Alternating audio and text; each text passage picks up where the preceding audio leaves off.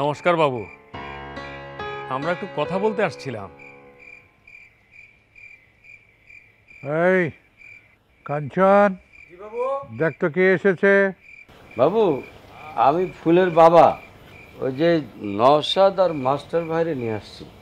বাবুর মাথা ব্যথা, বাবু আজকে কারোর সাথে কথা বলতে পারবে না, তোমরা যাও।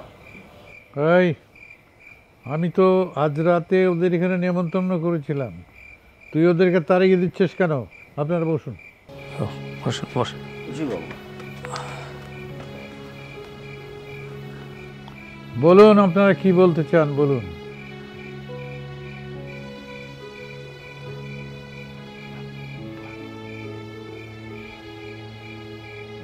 বাবু, আমি নওশাদ, বকুলের ভাই।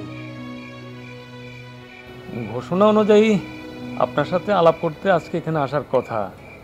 ওয়ালটন আবারও মিলিয়নিয়ার অফারে ওয়ালটন ফ্রিজ কিনে আপনিও হয়ে যেতে পারেন মিলিয়নিয়ার।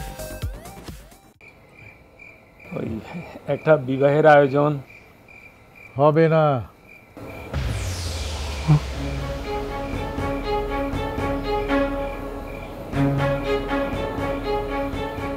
বাবু, অভয় দিলে একটা কথা বলতে চাই। বলুন। মেয়েটা, মানে যাকে আপনি বোনের মতো ভালোবাসেন, সে বকুল অনেক আশা নিয়ে বসে আছে। আমার বোনের মনটা অনেক নরম, অনেক কান্নাকাটি করতেছে, মাঝে মাঝে জ্ঞান হারাইতেছে। হ্যাঁ, ওর কথা ভেবেই আমার মনটা দুর্বল হয়ে আছে। এই বোনটার কাছে আমি আমার মুখ দেখাবো কি করে? বাবু, যা ঘটনা ঘটার তো ঘটেই গেছে, এইটার ব্যাপারে চিন্তা করে আর মন খারাপ করেন না আপনি। আমরা সবাই মিলে বকুলরে বুঝাই সুঝাবো না আমরা। হ্যাঁ,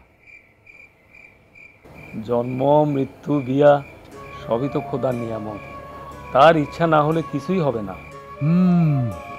বাবু, অভয় দিলে আমি একটা কথা বলতে চাইছিলাম। বলেন। বাবু, সাগর বাবু তো ছোট মানুষ, তারে হয়তো আপনি কথাটা বুঝায় বলতে পারেন নাই, অথবা সে আপনার কথাটা ঠিক মতো বুঝতে পারে নাই বলেই এই অঘটনটা ঘটছে। জি বাবু, এই ছোটবাবু আসলে মাস্টার সাহেবের মেয়ে রূপারে বিয়ে করতে চায়। বাবু, আমার মেয়ের অন্যত্র বিয়ে ঠিক হয়ে আছে। আমি আপনার কাছে করজোরে ক্ষমা প্রার্থী বাবু।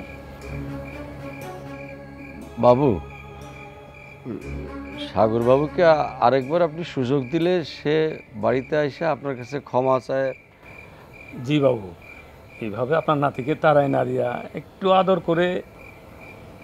হ্যাঁ, এই ছেলেটার ব্যাপারে আমার আর কোনো আগ্রহ নাই।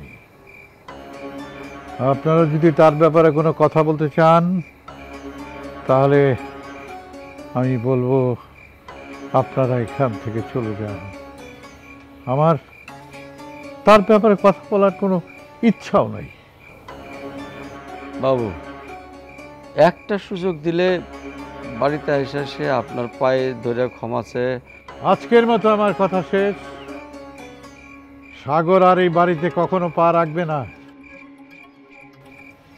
কাঞ্চন বাবু, আমাকে একটা কালো কাপড় দিয়ে চোখটা বন্ধ করে দে।